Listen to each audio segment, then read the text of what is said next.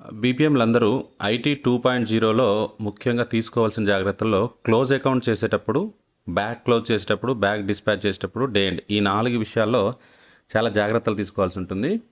Close account చేసేటప్పుడు close account అనే option అసలు ఎప్పుడు చేయాలి అంటే మన బీఓలో అన్ని రకాల ఫైనాన్షియల్ ట్రాన్సాక్షన్స్ అంటే ఎస్బీలు కానీ, ఆర్డీలు కానీ, సేవింగ్స్ బ్యాంక్ సంబంధించిన ఎటువంటి ట్రాన్సాక్షన్లు అయినా, లేదంటే రిజిస్టర్ బుకింగు, లేదంటే పిఎల్ఐ, ఆర్పిఎల్ఐ కలెక్షన్ ఇవన్నీ కంప్లీట్ అయిపోయినాయి అన్న తర్వాత ఆ ఎంట్రీస్ అన్నీ మీరు రఫ్ అకౌంట్లో రాసుకోండి. రఫ్ అకౌంట్లో రాసుకొని కంప్లీట్గా టాలీ అయింది అన్న తర్వాత ఒక హాఫ్ అన్ అవర్ టైం తీసుకోండి. అంటే ఈ హాఫ్ అన్ అవర్ వరకు ఎటువంటి ఫైనాన్షియల్ ట్రాన్సాక్షన్స్ చేయకుండా ఉన్నప్పుడు అప్పుడు క్లోజ్ అకౌంట్ అనే బటన్ని ప్రెస్ చేస్తే మీకు అవన్నీ ఫెచ్ కావాలి. మీరు చేసిన ట్రాన్సాక్షన్లన్నీ ఫెచ్ కావాలి. అవి 1-2 సార్లు చూసుకోండి మీరు రఫ్ అకౌంట్తో చూసుకొని ఓకే కన్ఫర్మ్ అయింది అన్నప్పుడు మాత్రమే ఆ కన్ఫర్మ్ బటన్ని ప్రెస్ చేయండి.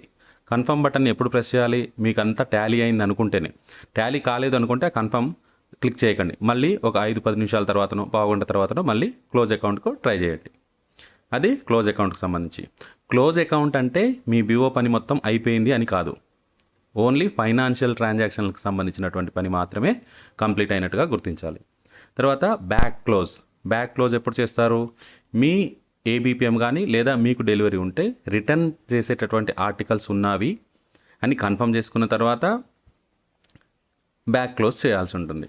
బ్యాక్ క్లోజ్ చేసేటప్పుడు లేబుల్ ఇప్పుడు ప్రస్తుతం సప్లై చేయలేదు కాబట్టి ఆ లేబుల్ని మీరు రాసుకోండి. బ్యాగ్ లేబుల్ నెంబర్ కంపల్సరీగా రాసుకొని మీ డైలీ అకౌంట్లో వెనుక భాగంలో రాసి పంపించండి.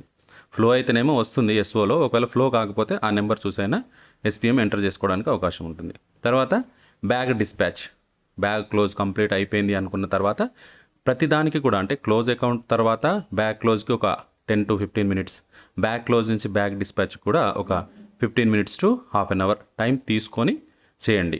ప్రతిదీ కూడా టైం స్పేస్ ఉండాలన్నట్టు ప్రతిదానికి ఆప్షన్కి. కంప్లీట్గా బ్యాగ్ డిస్పాచ్ అయిపోయింది అనుకున్న తర్వాత ఒక 10-15 మినిట్స్ తర్వాత డే ఎండ్ చేసేసేయండి. మీ అకౌంట్ పని అంతా కూడా అయిపోతుంది, బీఓ పని అంతా కూడా అయిపోతుంది.